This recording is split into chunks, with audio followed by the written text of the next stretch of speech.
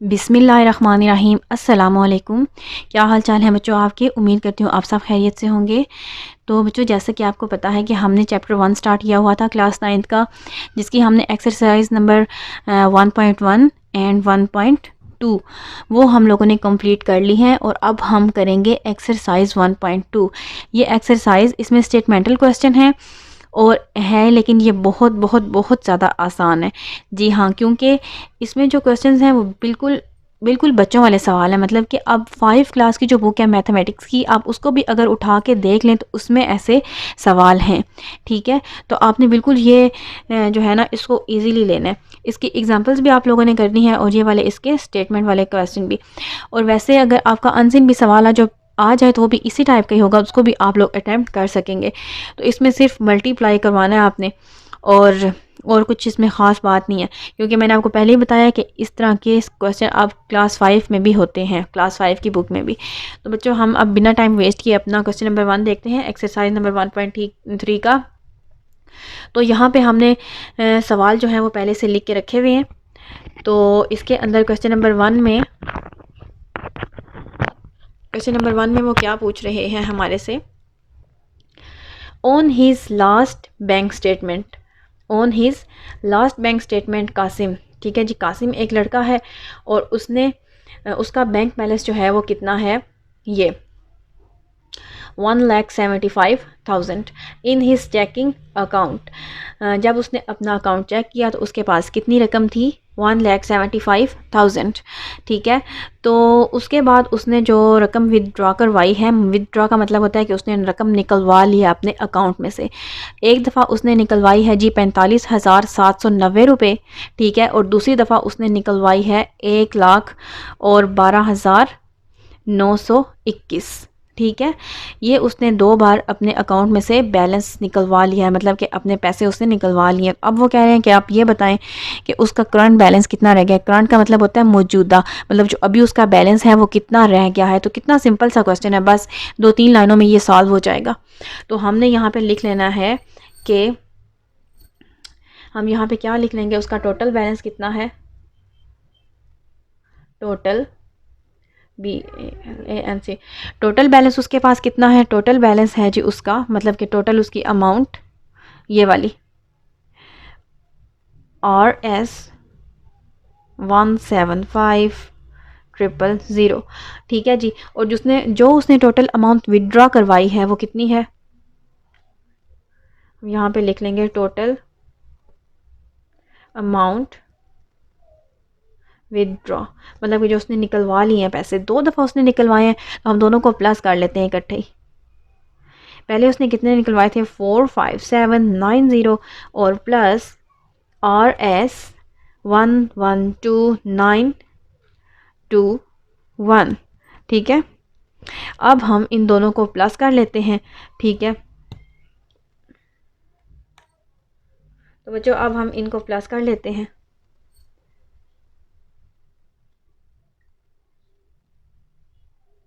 Calculator पे आप इन दोनों अमाउंट्स को प्लस कर लीजिए, ये है कैलकुलेटर आपके पास।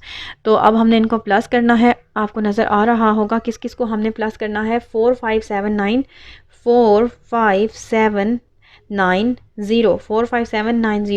और प्लस 1129221। ठीक है, ये हमारे पास क्या आ गया है? 158,711। बच्चों, आपको ये नज़र आ रहा होगा, ये हमने उन दोनों अमाउंट्स को प्लस कर लिया, हमारे पास आंसर क्या आ गया है? 158,711। तो अब उसने जो टोटल अमाउंट निकलवा लिया अपने अकाउंट के अंदर से, वो इतनी है। तो अब जो उसका करंट बैलेंस था उसमें से हम इस अमाउंट को क्या कर देंगे? माइनस कर देंगे। इतने पैसे उसने निकलवा लिए और अब हमने उसको क्या कर देना है? हिज करंट बैलेंस हम लिख लेते हैं। करंट अमाउंट, बैलेंस लिख लें या अमाउंट लिख लें? करंट अमाउंट, टोटल उसके पास जितने थे पैसे उसमें से हम ये निकाल देंगे, तो हमारे पास टोटल जो उसके पास पैसे बाकी रह जाएंगे वो आ जाएंगे। तो अब बच्चों हम इसको बस यहाँ पे माइनस करके लिख लेंगे और वही हमारा आंसर होगा।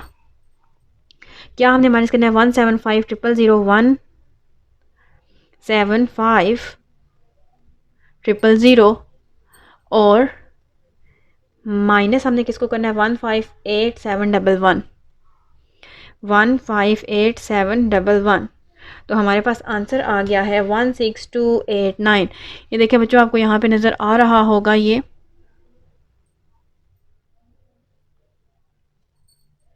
16289, ये हमारे पास उसका करंट बैलेंस आ गया है।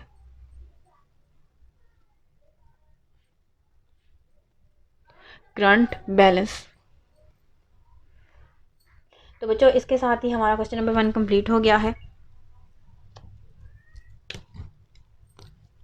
ये हमारा फाइनल आंसर है, इसको हम हाईलाइट कर देते हैं।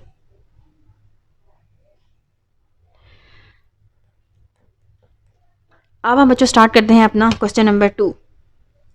क्वेश्चन नंबर 2 में क्या वो कह रहे हैं, लास्ट वीक वाजिद ने कार ड्राइव की है जी पिछले हफ्ते में, तो उसने इतने किलोमीटर फासला तय किया है, 283.4 kilometre on his 16.2 litres of petrol. ठीक है, उसने इतना पेट्रोल यूज़ किया है 16.2 लीटर्स, और उसने इतना ड्राइव किया था पूरे हफ्ते में। ठीक है, 283.4 kilometre. He says that he averaged, उसने उसकी एवरेज निकाली है। एवरेज का मतलब ये होता है कि हम जो टोटल चीज़ होती है उसको डिवाइड जब करते हैं, ठीक है, तो हमारे पास एवरेज निकल आती है। मतलब ये कि एवरेज जो होता है ना, जैसे मैच में भी उसका एवरेज प्लेयर का एवरेज रन रेट हम लोग निकालते हैं, या यहाँ पे भी वही सीन है। उन्होंने एवरेज निकाली और उन्होंने ये बोला है कि मतलब कि किलोमीटर एवरेज उसकी इतनी है 1.75 किलोमीटर पर लीटर, कि इसका मतलब है कि 1 लीटर में ना, 1 लीटर में पर लीटर का मतलब है कि 1 लीटर में उसने इतने किलोमीटर फासला तय किया होगा, मतलब 1.75 किलोमीटर। ये उन्होंने इसकी एवरेज निकाली, और वो ये पूछ रहे हैं कि आप लोग ये बताएं कि क्या इसका ये आंसर ठीक है या गलत। तो सिंपल सी बात है, हम इसकी एवरेज निकाल के देख लेते हैं। ठीक है, इसको हम इसके ऊपर डिवाइड कर लेंगे, उसके जो उसने फासला तय किया उसको पेट्रोल के ऊपर, इसके ऊपर, तो हमारी एवरेज निकल आएगी। ठीक है, फिर अगर हमारा इसके करीब करीब आंसर हुआ तो हम बोल देंगे कि हमारा आंसर रीज़नेबल, उसने जो आंसर बताया है वो रीज़नेबल है या नहीं, या फिर उसका आंसर रॉन्ग है। तो हम अपनी एवरेज को निकाल लेते हैं, सिंपल जैसे हम लोग एवरेज फाइंड करते हैं। तो अब हम क्या कर लेते हैं, यहाँ पे हम लोग लिख देते हैं एस्टिमेट एवरेज। ठीक है जी, या फिर पहले आप लोग यही लिख लें कि जो उसने डिस्टेंस कवर किया है, डिस्टेंस कवर्ड, कितना उसने डिस्टेंस तय किया है, 283.4 किलोमीटर। और इसके बाद हम क्या कर लेंगे, इसके बाद उसने कितना पेट्रोल यूज़ किया है वो हम लिख लेते हैं। पेट्रोल यूज्ड, कितना उसने पेट्रोल यूज़ किया है, 16.2 LITERS लीटर्स। ठीक है, ये उसने पेट्रोल यूज़ किया। और अब उनकी जो एस्टिमेटेड एवरेज थी वो कितनी है,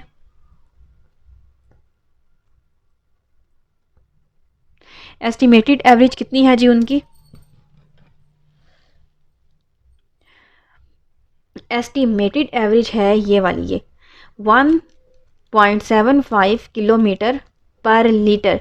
उसने जो अपना हिसाब किताब लगाया है उसके मुताबिक उसने ये सोचा कि इसका मतलब है कि मैंने 1 लीटर के अंदर 1.75 किलोमीटर फासला तय किया होगा। अब हमने ये देखना है कि ये सही है या गलत, हम अपनी एवरेज निकाल लेते हैं। एवरेज इज़ इक्वल टू ये जो टोटल डिस्टेंस कवर किया है, टोटल डिस्टेंस कवर उसको डिवाइड करते हैं पेट्रोल यूज़ के ऊपर। पहले फार्मूला लिखवा देती हूँ, total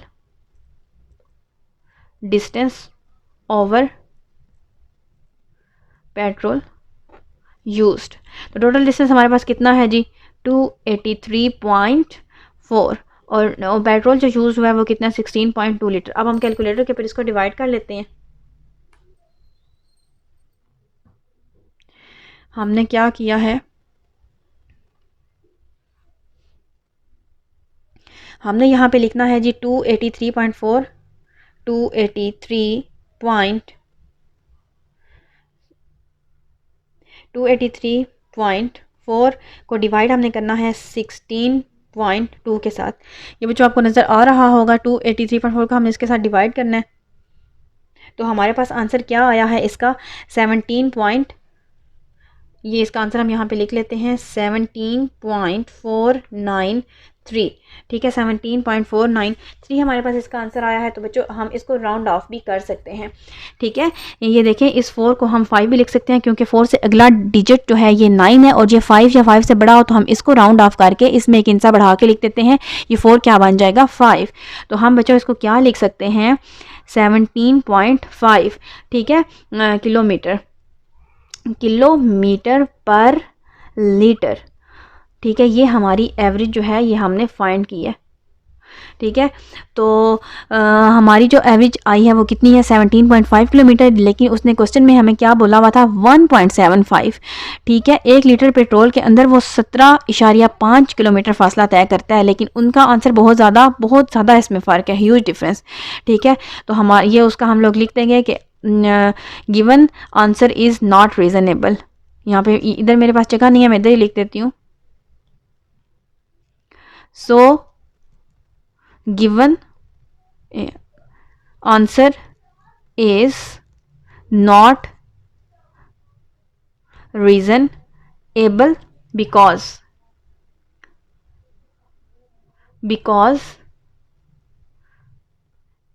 there is huge difference between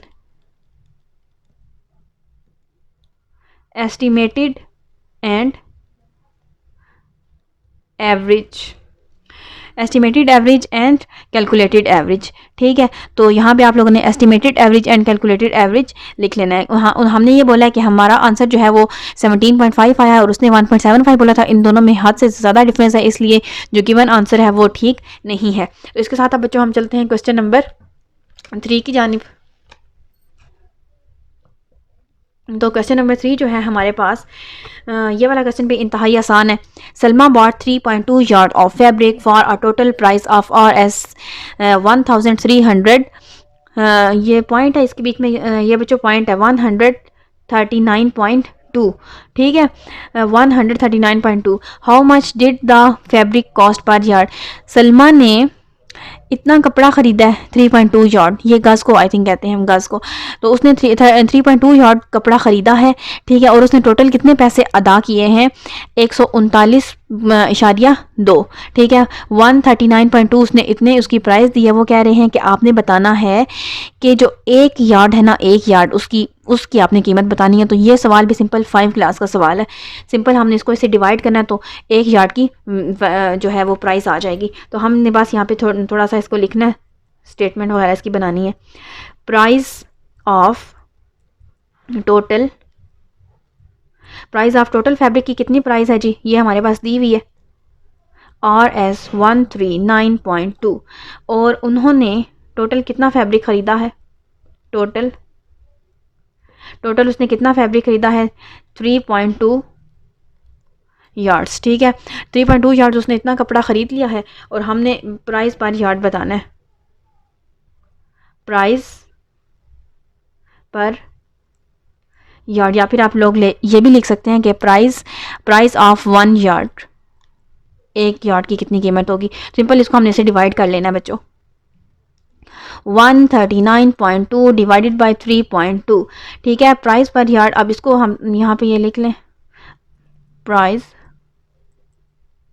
पर यार्ड, इन दोनों को हम डिवाइड करके देख लेते हैं, ठीक है। हम कैलकुलेटर पे इसको इसके साथ डिवाइड कर लेंगे।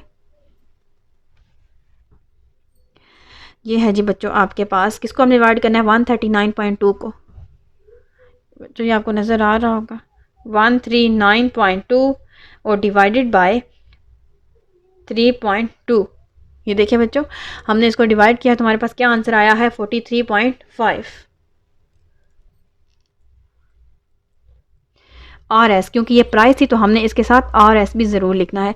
जो एक उसकी कीमत है, 1 यार्ड की कीमत वो कितनी है, 43.5। ये बहुत ही सस्ते वक्तों की बात हो रही है शायद, कि 1 यार्ड की कीमत जो है वो 43.5 है। ये बच्चों आपका आंसर है, बहुत ज़्यादा सिंपल क्वेश्चन है, तो इसलिए इसके डिटेल में जाने की इतनी ज़रूरत ही नहीं है। अब हम चलते हैं क्वेश्चन नंबर 4 की तरफ। क्वेश्चन नंबर 4 बच्चों, इस क्वेश्चन में मोमिना वॉक्स 3.5 किलोमीटर पर आवर। मोमिना जो है उसने इतनी वॉक की है, 3.5 किलोमीटर का उसने फासला तय किया है पर आवर, एक घंटे में 3.5 किलोमीटर का उसने फासला तय किया है। She took a 12 hour walk, तो उसने कितना टाइम लगाया है और वॉक करने में, 12 घंटे। How far did she walk, तो उसने कितना टोटल फासला तय किया है। ठीक है, सिंपल डिस्टेंस हमने इसके अंदर क्या करना है, फाइंड करना है। ठीक है, टाइम हमें दिया गया, टाइम आप समझ लें कितना है इसमें, 12 आवर्स। ठीक है, और एक घंटे में वो कितना फासला तय करती है हमें वो भी पता है, तो इसके ऊपर हम सिंपल डिस्टेंस वाला फार्मूला लगाएंगे। ये आई थिंक फिजिक्स में आप इसका फार्मूला पढ़ेंगे। यहाँ पे आप लोग देख सकते हैं कि बिल्कुल ये सिंपल सा सवाल है, तो हम सबसे पहले उसकी लिख लेते हैं जी,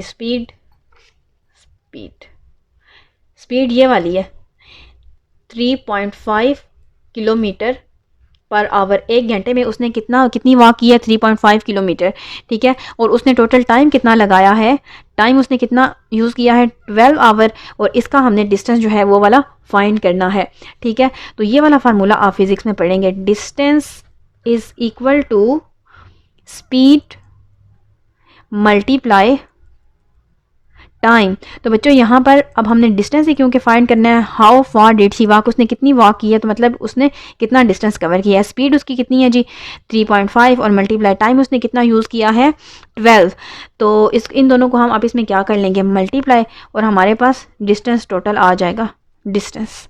ठीक है, डिस्टेंस का यूनिट होता है, यहाँ पे किलोमीटर यूज़ हो रहा है तो हम भी यहाँ पे किलोमीटर ही लगाएंगे। ठीक है, यहाँ पे अब मैं आपको ये करके बता देती हूँ, 3.5 को मल्टीप्लाई हमने करवाना है 12 के साथ, तो आंसर हमारे पास क्या आ गया, 42। बच्चों आपको नज़र आ रहा होगा, हमने 3.5 को 12 के साथ मल्टीप्लाई करवाया, तो हमारे पास आंसर क्या आ गया, 42। इसका मतलब है कि उसने कितनी टोटल वॉक की है, 42 किलोमीटर। 12 घंटे के अंदर उसने कितनी वॉक कर ली है, 42 किलोमीटर। तो यही बच्चों इसका आंसर है।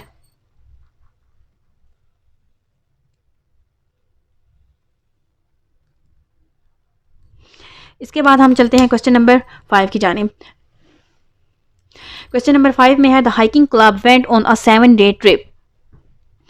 हाइकिंग क्लब जो है, ठीक है, वो हाइकिंग करने के लिए जाते हैं, एक 7-day ट्रिप, 7 दिन का उनका ट्रिप होता है, और वो जाते हैं जी हाइकिंग करने के लिए। Each day they hike between 5.5 and 7.5 miles. हर दिन तकरीबन वो कितनी हाइक कर लेते होंगे, 5.5 माइल से लेकर 7.5, मतलब इसके दरमियान हर दिन में वो हाइकिंग करते होंगे। It is reasonable to assume that clubbing the days the club hike. अब वो कह रहे हैं कि आपने अपना आंसर फाइंड करके बताना है कि इनमें से कौन सा करेक्ट आंसर है। जिस तरह MCQs होते हैं, आप वही समझ लें कि ये MCQs है।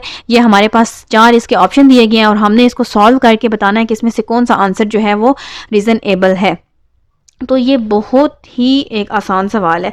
ठीक है, टोटल उनका टोटल कितने डेज हैं, टोटल डेज ऑफ ट्रिप कितने डेज हैं हमारे पास, 7। ठीक है, 7 है, तो यहाँ पे भी आप लोग लिख सकते हैं 7 डेज। इसके बाद आपने बताना है ईच डे हाइक्ड। हर दिन जो है ना, हर दिन, ईच का मतलब होता है हर, ईच डे हाइक, हर दिन वो कितनी हाइक करते हैं, 5.5 से लेकर ये वाला बच्चों 5.5 टू कितनी चल लेते हैं वो, 7.5 तक। ठीक है, इनके साथ आपने माइल्स भी लिखना है, माइल्स इसका यूनिट है। तो अब टोटल हमने फाइंड करना है। ठीक है, सिंपल इसको उसके साथ मल्टीप्लाई करना है, टोटल हाइक, टोटल कितनी वो हाइकिंग कर लेते हैं। अब 7 के साथ हमने मल्टीप्लाई करना है, क्योंकि 7 दिन का उनका ट्रिप था, अगर हर दिन वो इतना चलते होंगे या फिर इतना चलते हैं, तो 7 दिनों में वो कितना चलेंगे, तो सारी बात इसको इससे ही मल्टीप्लाई करेंगे। अगर एक अंडा जो है वो 20 रुपये का होगा, तो आपके एक जो है वो 12 अंडे कितने के होंगे, तो आपने 12 को इसके साथ क्या कर लेना होता है, मल्टीप्लाई कर लें। तो यहाँ पे भी वही सीन है, 7 दिनों का उनका ट्रिप है, एक दिन में अगर वो इतना या इतना चलते हैं, तो 7 दिनों में कितना चलेंगे, इसको इसके साथ क्या करवा देंगे, मल्टीप्लाई। क्योंकि अब हमारे पास दोनों ऑप्शन है, तो हम दोनों को 7 के साथ मल्टीप्लाई करवा लेते हैं। इसको भी करवा लिया और इसको भी करवा लिया। ठीक है जी, अब हम अपना आंसर चेक करते हैं कि कौन सा हमारे पास आंसर रीजनेबल है। ये जो कैलकुलेटर आपने ले लिया, आपने 5.5 मल्टीप्लाई 7। ठीक है, इसका हमारा आंसर क्या आ गया है, ये वाला 38.5 38.5 और अब हमने यहाँ से 7.5 को मल्टीप्लाई करवाना है 7.5 और मल्टीप्लाई हमने इसको साथ किसके साथ करवाना है 7 के साथ। तो इसका आंसर क्या आ जाएगा हमारे पास 52.5 ठीक है। इनके साथ हम किलो यहाँ पे माइल्स यूज़ हो रहा है तो हम माइल्स भी लिख लेते हैं, ये वाला माइल्स। तो अब आप बच्चों देख लें कि आपका कौन सा इसमें से आंसर करेक्ट है, ठीक है। तो यहाँ से आप देख लें इसमें 35 माइल्स लिखा हुआ है, वो भी इससे पीछे पीछे है, ये तो इसमें आ रहा ही नहीं है। यहाँ पे क्या लिखा हुआ है 35 से लेकर वो 55 माइल्स तक चलते होंगे रोज़। तो यहाँ पे है इक्वली 55 माइल्स वो बिल्कुल चलते हैं एग्जैक्ट, ठीक है। यहाँ पे उन्होंने लिखा हुआ था कि 35 माइल से भी कम, तो ये भी 38 से पीछे है। 55 माइल्स इक्वली मतलब कि रोज़ इतना चलते हैं, ये भी गलत है। और मोर देन 55 माइल से ज़्यादा, तो वो इससे भी ज़्यादा आ रहा है, हमारे आखिरी ऑप्शन से भी ज़्यादा। तो इसका मतलब है कि बी जो है ना ऑप्शन, वो थोड़ा थोड़ा इसके पास आ रहा है, ठीक है। तो हम यहाँ पर लिख देंगे कि हेयर ऑप्शन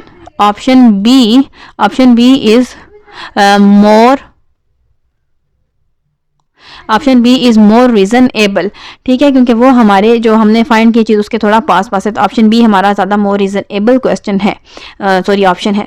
तो इसके साथ ही हमारा क्वेश्चन नंबर 5 भी कंप्लीट हो गया है। अब हम चलते हैं क्वेश्चन नंबर 6 की जानिब। क्वेश्चन नंबर 6 अब हम यहाँ पे करने लगे हैं।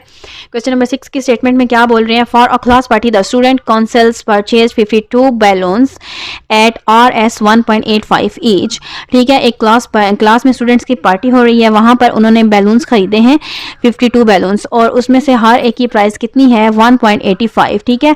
What is the total amount of the student council paid for the each for the balloons. तो उन्होंने टोटल जो 42 बैलून्स हैं उनकी सारों की कुल मिला के कितनी वो उसको उसकी प्राइस बनती है। तो ये भी पिछले क्वेश्चन की तरह सेम टू सेम, जैसे पीछे वो वाला था, ये फैब्रिक वाला क्वेश्चन था।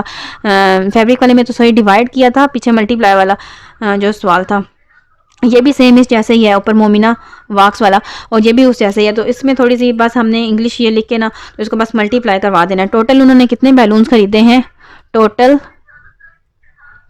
टोटल बैलून्स कितने हैं 42 और ठीक है। Price of each balloon, price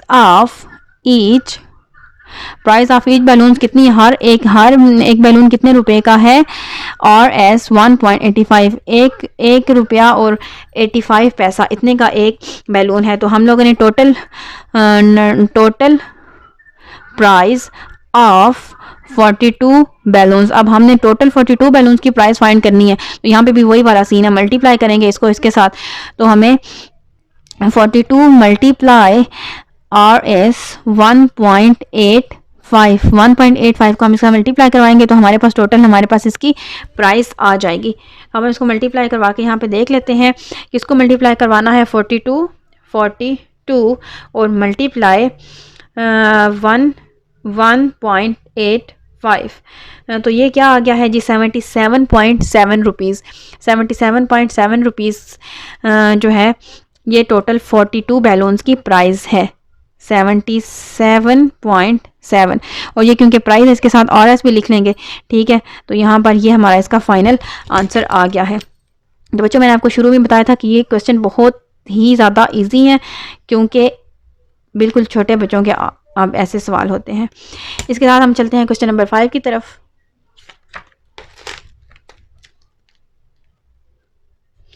ये बच्चों हमने क्वेश्चन नंबर 6 किया है, अब हम करेंगे क्वेश्चन नंबर इसका 7। तो ये है जिसका question number 7। A group of students made 4 yard long rectangular banner. Students ने एक बैनर तैयार किया है, ठीक है। 4 यार्ड उसकी लेंथ है, लेंथ कितनी है लॉन्ग आगे, तो इसका मतलब है 4। एक रेक्टेंगुलर बैनर है जी इस तरह का, ठीक है ऐसा। तो इसकी ये जो लेंथ है ये कितनी आ गई है 4 यार्ड, क्योंकि रेक्टेंगुलर तो हमने रेक्टेंगल वाली शेप उसकी बना ली है। दे paid RS 3.75 per yard for the fabric and RS 9 for the frame to go around the banner, ठीक है। 10 यार्ड पेरीमीटर, अब ये 10 यार्ड पेरीमीटर भी इसमें दिया हुआ है। सिंपल सी बात है, आपको सिंपल लफ्ज़ों में अगर बताऊं, इसमें पेरीमीटर दिया हुआ है और लेंथ भी दी हुई है। What was the width of banner, तो आपने बैनर की क्या फाइंड करनी है विड्थ। इसमें सिंपल पेरीमीटर ऑफ रेक्टेंगल का फार्मूला यूज होगा। पेरीमीटर ऑफ रेक्टेंगल का फार्मूला ये होता है 2 × लेंथ प्लस विड्थ। तो बच्चों इसमें पेरीमीटर भी दिया हुआ है आपको, लेंथ भी आपको दी हुई है, तो ये वाली चीज़ जो है ये आपने सिर्फ एक फाइंड करनी है, बस सिंपल सी बात है, ठीक है। तो अब हम यहाँ पर लिख लेते हैं हमने जो चीज़ फाइंड करनी है। विड्थ जो है इसके ऊपर क्वेश्चन मार्क। अच्छा एक और मैं आपको यहाँ से बात बता दूँ, ये वाला जो है ना, इसमें इन्होंने वैसे ही आपको बस घुमाने फिराने के लिए दिया हुआ है ये, ठीक है, इसका सवाल के साथ कोई ताल्लुक नहीं है आर एस का, और बस यही बात है। विड्थ अब हम यहाँ पर लिख लेते हैं पेरीमीटर। पेरीमीटर इसका कितना दिया हुआ है, पेरीमीटर है हमारे पास 10। हम पेरीमीटर का फार्मूला लगा लेते हैं, P into P is equal two into length plus width. यहाँ पर हम इसको लिख लेते हैं, पी हमारे पास कितना दिया हुआ है जी 10 और इज इक्वल टू 2, और लेंथ भी हमारे पास कितनी दी हुई है 4, और विड्थ को क्या हमने करना है फाइंड। ठीक है, सबसे पहले ये जो 2 है ना, 2 इस साइड पे आके क्या हो जाएगा, डिवाइड हो जाएगा, और हमारे पास उधर क्या रह जाएगा 4 प्लस डब्ल्यू, और ये इसका cancel, 2 1 2 2 5 10, 5 is equal to 4 plus W रह जाएगा, और यहाँ पर ये 5 माइनस 4, 4 जाके माइनस हो जाएगा, और इज इक्वल टू यहाँ पे क्या रह जाएगा सिर्फ विड्थ। अब 5 में से 4 निकालेंगे तो क्या रह जाएगा 1, 1 इज इक्वल टू डब्ल्यू। इसका मतलब है कि उसकी विड्थ कितनी आ जाएगी, विड्थ इज इक्वल टू 1, ये 1 यार्ड लिखेंगे क्योंकि यहाँ पे यार्ड है, किलोमीटर, मीटर, ये सारे डिस्टेंस के यूनिट्स होते हैं, तो यहाँ पे क्या यूज़ हो रहा है यार्ड, तो हम उसके साथ क्या लिख लेंगे यार्ड। बच्चों ये वाला क्वेश्चन भी हमारा कंप्लीट हो चुका है। बच्चों अब हम स्टार्ट करते हैं क्वेश्चन नंबर 8, एक्सरसाइज 1.3। इसका क्वेश्चन नंबर 8 अब हम करने लगे हैं। A shoe factory has an assets for RS 20 lakh of which 3/5 is the capital. इसमें से 3/5 इसका कैपिटल है, मतलब कि उसका अपना है शेयर, ठीक है, जो उसका ऑनर होगा। Is the capital and the rest is the debit, और जो बाकी इसमें से इतना हिस्सा इसका अपना है, और जो बाकी इस हिस्से को निकाल देंगे तो वो कितना होगा उसका डेबिट, मतलब कि उसने जो कर्ज ली हुई होगी amount. Find the amount of the capital. अब हमने कैपिटल भी फाइंड करना है एंड द डेबिट, और डेबिट वाला भी फाइंड करना है, इसके साथ हमने इसको मल्टीप्लाई करवाना है, ठीक है, इस अमाउंट के साथ। तो हम इसमें लिख लेंगे, ये इन्होंने यहाँ पे टोटल एसेट, उसके पास कितना टोटल सुरमाया सारा, कैपिटल और डेबिट, जो उसने कर्जा उधार लिया हुआ है वो और कैपिटल को मिलाते हैं तो सारी बात है टोटल उसका एसेट ही आएगा, ठीक है। तो अब हम यहाँ पे लिख लेते हैं सबसे पहले तो टोटल एसेट उसके पास कितना है जी, हमारे पास ये वाला, ये एसेट 3 और 3 6 है, ये वाली, ठीक है, इतने। और कैपिटल अमाउंट जो है, अब उन्होंने ये बोला हुआ है, ठीक है, for an asset of which capital 3/5 इसका क्या है कैपिटल, ये देखें 3/5 इज द कैपिटल। तो हम यहाँ पर लिख लेते हैं कैपिटल अमाउंट, वो कितनी है 3/5, और इस अमाउंट की इतना हिस्सा, वो इस अमाउंट का इतना हिस्सा, तो सारी बात है इसको हम इसे मल्टीप्लाई करवा देंगे। ये अब हम यहाँ से कैंसिल कर लेते हैं, 5 1 5 और 5 4 20, 1 2 3 4 5, ये हमारे पास आ गया। तो हमारे पास बाकी अब क्या बच गया है 3 और मल्टीप्लाई, ये 3 मल्टीप्लाई 4 और आगे कितने हैं 5 0। अब हम इसको डायरेक्ट मल्टीप्लाई करवा लेते हैं यहाँ पर 4, इसको मल्टीप्लाई किसे करवाएंगे 3 के साथ, 3 0 0 3 0 0 0 0 0 और 3 4 12। तो हमारे पास ये कितना आ गया, ये वाली हमारे पास अमाउंट इसकी आ गई है, ठीक है जी। अब हम इसको यहाँ पे लिख लेते हैं, ये क्या हमारे पास अमाउंट आई है कैपिटल की,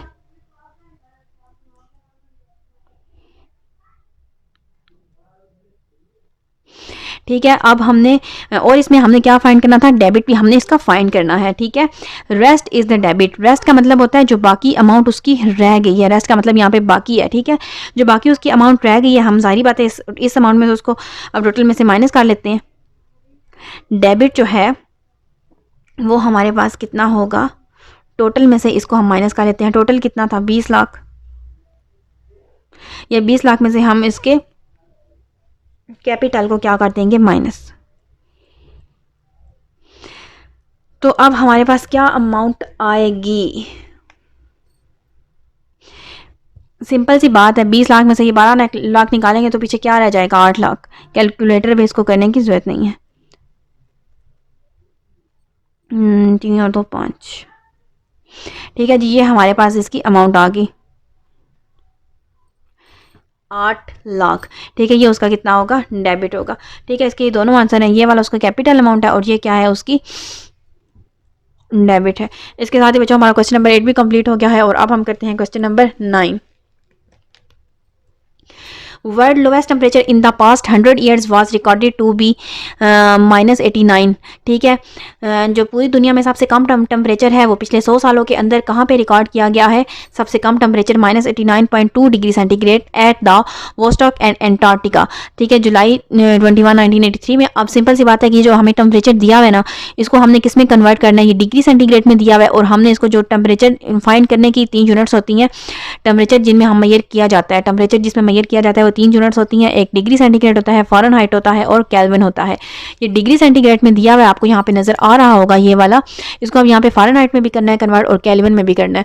लेकिन बच्चों आपको इसके फार्मूले यहाँ पे दोनों के गिवन है। अब ज़रूरी नहीं है कि पेपर में जब ये सवाल आए तब आपको ये फार्मूले गिवन हो, तो ये आपको दोनों फार्मूले ये वाले आना चाहिए। सिंपल सी बात है बच्चों, इसमें ये सवाल बहुत ज़्यादा आसान है, सिंपल। इसमें आपने डिग्री सेंटीग्रेड की जगह पे उसकी वैल्यूज़ को पुट करना है। ठीक है, तो हम यहाँ पर इसको कर लेते हैं सॉल्व। ये वाला हमारे पास फ़ारेनहाइट वाला दिया हुआ है, तो इसमें हमने जब वैल्यू पुट करनी है तो फ़ारेनहाइट के अंदर हमारे पास टेम्परेचर आ जाएगा। फ़ारेनहाइट में 9/5 और मल्टीप्लाई ये सी है, सी की कितनी वैल्यू दी हुई है? -89.2, और साथ में प्लस किसको प्लस करते हैं? 32 को। और फ़ारेन इज इक्वल टू यहाँ पे अब हमने इसको कैलकुलेटर पे डिवाइड कर लेना है। ठीक है, इसको हम इसका पहले मल्टीप्लाई करवाएंगे और फिर 5 के साथ डिवाइड करवा लेंगे। तो हम जल्दी से इसको कर लेते हैं।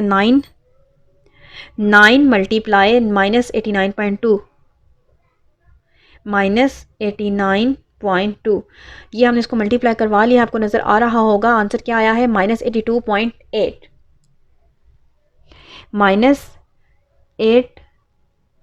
-802.8, और इसके नीचे 5 भी है, और बाद में 32 के साथ हम इसको प्लस भी करवा लेंगे। बच्चों अपने इसको कैलकुलेटर पे सॉल्व कर लेना है। जब आप इसको कैलकुलेटर पे इसका एलसीएम लेके सॉल्व इसको कर लोगे तो इसका मैं आपको इसका तरीका बता देती हूँ कि आप कैलकुलेटर पे इसको किस तरह से सॉल्व कर सकते हैं। अब ये चीज़ आपको नज़र आ रही है कि ये चीज़ हमारे पास क्या है? फ्रैक्शन में है। तो हम आपने अपने कैलकुलेटर के ऊपर से ना पहले यहाँ से फ्रैक्शन वाला बटन दबाना है, ये वाला।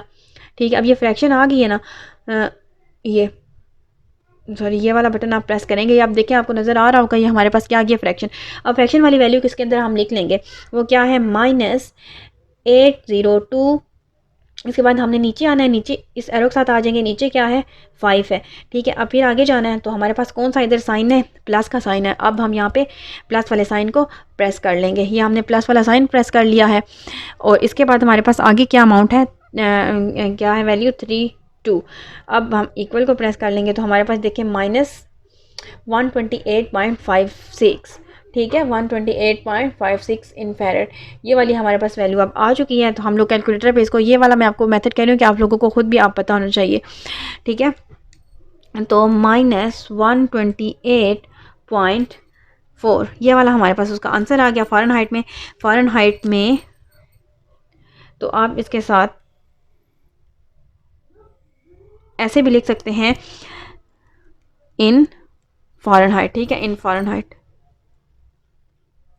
ठीक है बच्चों, अब यहाँ पे हम दूसरा वाला कर लेते हैं। केल्विन का ये फार्मूला भी दिया गया है, डिग्री सेंटीग्रेड में हमने उसकी जगह पे इसकी वैल्यू पुट करनी है -89.2, और प्लस इसमें क्या हो रहे हैं? 273। ठीक है, ये फार्मूले में ही था 273, और इस सी की जगह पे हमने डिग्री सेंटीग्रेड की वैल्यू पुट कर ली है। तो ये तो इंतहाई सिंपल है, हमने इन दोनों को क्या कर लेना है? सॉल्व कर लेना है। अब इधर हमारे पास क्या है जी? माइनस के हैं 89.2 और फिर प्लस 273। ठीक है, प्लस 273 आ गया।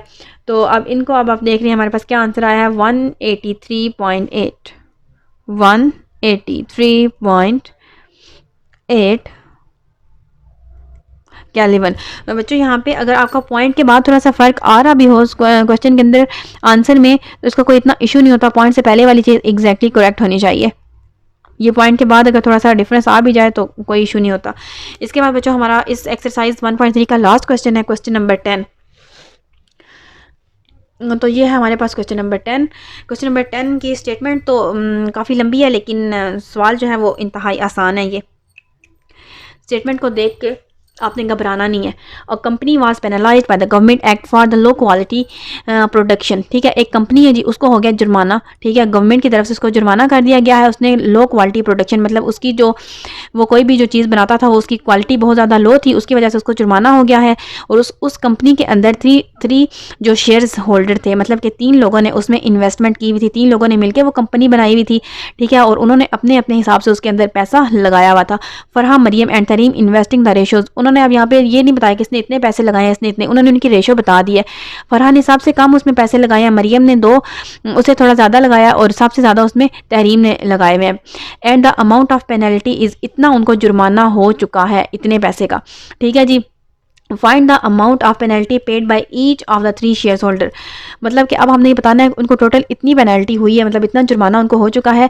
तो इसमें से कौन कौन जो इसमें से है फरहा, मरियम और तरीन, इनमें से कौन कौन कितने पैसे देगा जुर्माने के, ठीक है। तो ये बहुत ज़्यादा सिंपल क्वेश्चन है।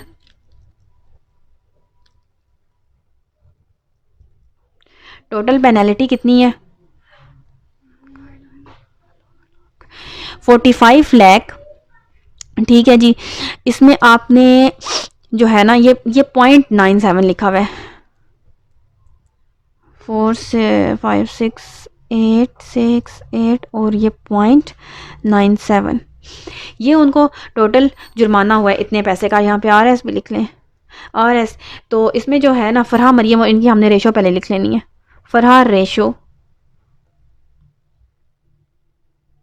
मरियम रेशो, तहरीम। और फरहा की कितनी है जी? 1 है इसमें, और मरियम की कितनी है? 2 है, और तहरीम की कितनी है? 3 है।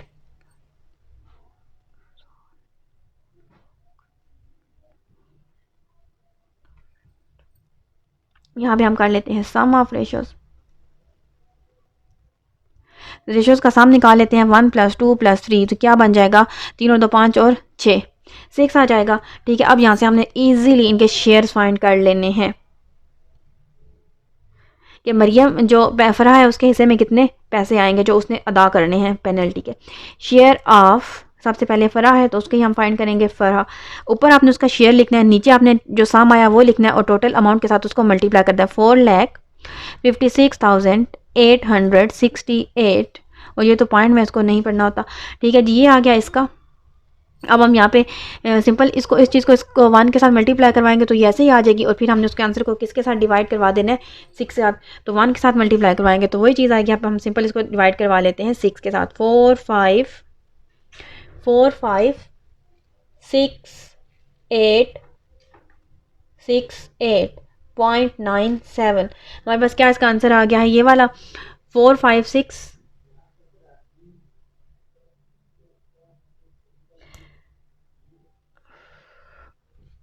बच्चों आपने इसको इसके साथ 6 के साथ डिवाइड करवा लेना है।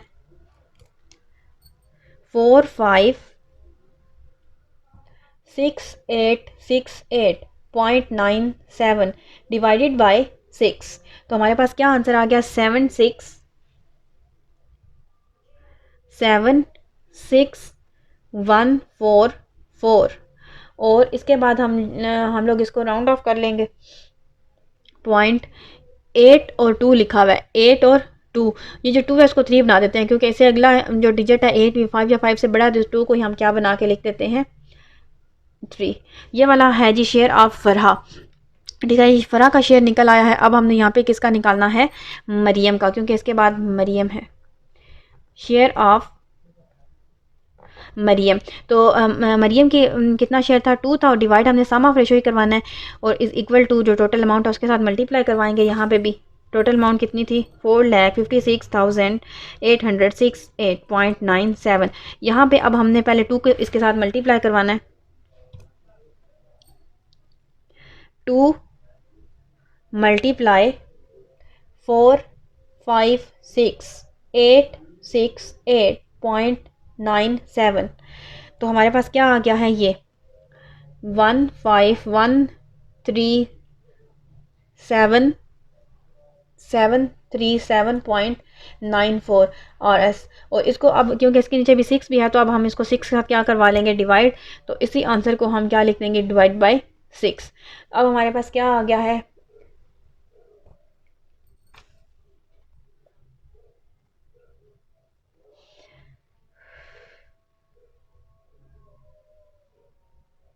बच्चों यहाँ पे आपने इसको 6 के साथ डिवाइड करवा के लिख लेना। और एक और भी आपके पास यहाँ पे ऑप्शन है, आप ये भी कर सकते हैं कि 2 1s are 3 और 2 3s are क्या होता है 6। तो ये जो आपकी अमाउंट है ना, ये जो आपकी गिवन अमाउंट थी टोटल, जो टोटल पेनल्टी था, उसको आपने 3 के साथ सिंपली क्या करवा देना है, डिवाइड। तो ये वाला ऑप्शन ज़्यादा बेस्ट है, आप यहाँ पे ये यूज़ कर लें, ठीक है, सिंपल। अब हम कैलकुलेटर पे लिख लेते हैं 456868.97 और इसको डिवाइड कर लेते हैं 3 के साथ। तो ये बच्चों हमारे पास अभी इसका आंसर आ गया है RS 152289 और 0.6 और इस 5 को हम क्या बना के देंगे, 6 बना देंगे क्योंकि राउंड ऑफ कर दिया हमने। ये हमने उसका शेयर ऑफ मरियम भी फाइंड कर लिया है। इसके बाद अब हम फाइंड कर लेते हैं शेयर ऑफ, लास्ट में क्या है, तहरीम। तो तहरीम का कितना शेयर था, 3 था, ऊपर 3 लिख देंगे, नीचे टोटल उसका साम लिख लेंगे और इसको मल्टीप्लाई करवा देंगे टोटल पेनल्टी से 456868.97। 3 1s are 3 और 3 2s are 6 और यहाँ पे आप सिंपल सी बात है कि हम इसको 2 के साथ क्या करवा देते हैं, डिवाइडेड बाय 2। तो यहाँ पे उसका भी आ जाएगा शेयर। ये हमने कैलकुलेटर ले लिया। अब हम लिखेंगे 456868.97 और डिवाइडेड बाय 2 के साथ अब हम इसको डिवाइड करवाएंगे तो हमारे पास ये आ गई है, ठीक है बच्चों।